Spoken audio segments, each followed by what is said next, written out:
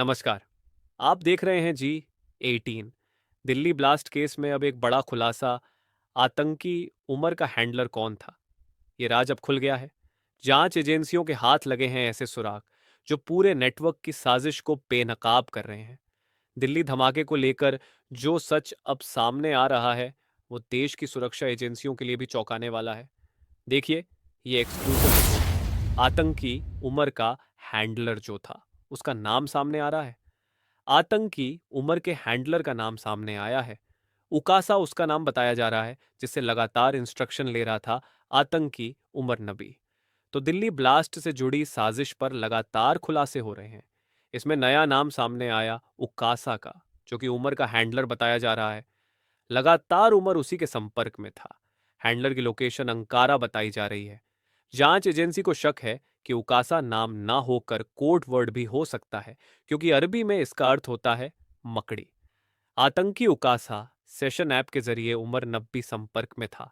इसमें दो तीन बड़े खुलासे हो रहे हैं, क्योंकि जो टेलीग्राम ग्रुप बना रखा था उसका जो एडमिन था वो उकासा था, और इसके बारे में जांच एजेंसियों को यह पता चला है कि उकासा पाकिस्तान का जैश ए मोहम्मद का हैंडलर है, जो कि फेक डॉक्टर के नाम से इस तरीके का उसने टेलीग्राम ऐप बना रखा था।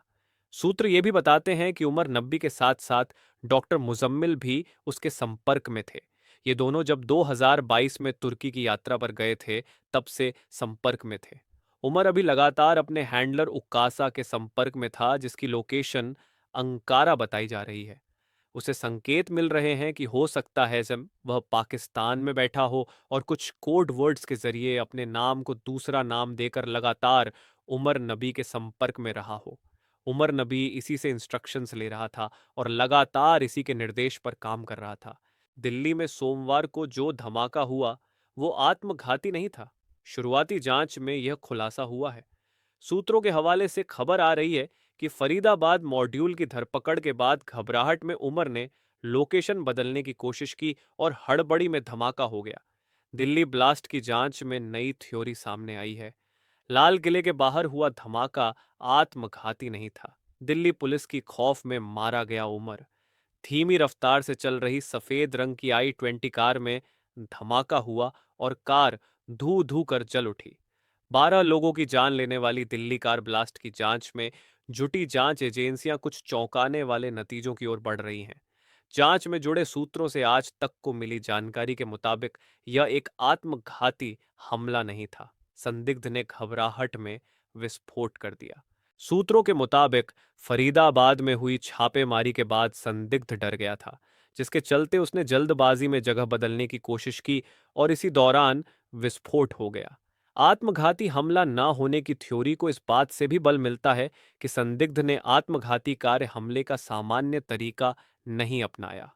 उसने ना तो कार को किसी लक्ष्य से टकराया और ना ही जानबूझकर भिड़ंत की। जांच से जो बात सामने आई है उसके मुताबिक विस्फोट से कोई गड्ढा नहीं बना और ना ही कोई छर्रे या प्रोजेक्टाइल मिले। विस्फोट के समय वाहन अभी भी चल ही रहा था और आईडी इतनी शक्तिशाली नहीं थी कि भारी जनहानि कर सके। सूत्रों का दावा है कि आतंकवाद के खिलाफ देशव्यापी ऑपरेशन ने एक बड़े हमले को टाल दिया। आतंकी उमर का हैंडलर जो था उसका नाम सामने आ रहा है। आतंकी उमर के हैंडलर का नाम सामने आया है। उकासा उसका नाम बताया जा रहा है, जिससे लगातार इंस्ट्रक्शन ले रहा था आतंकी उमर नब्बी। तो दिल्ली ब्लास्ट से जुड़ी साजिश पर लगातार खुलासे हो रहे हैं। इसमें नया नाम सामने आया उकासा का, जो कि उमर का हैंडलर बताया जा रहा है। लगातार उमर उसी के संपर्क में था। हैंडलर की लोकेशन अंकारा बताई जा रही है। जांच एजेंसी को शक है कि उकासा नाम ना होकर कोड वर्ड भी हो सकता है, क्योंकि अरबी में इसका अर्थ होता है मकड़ी।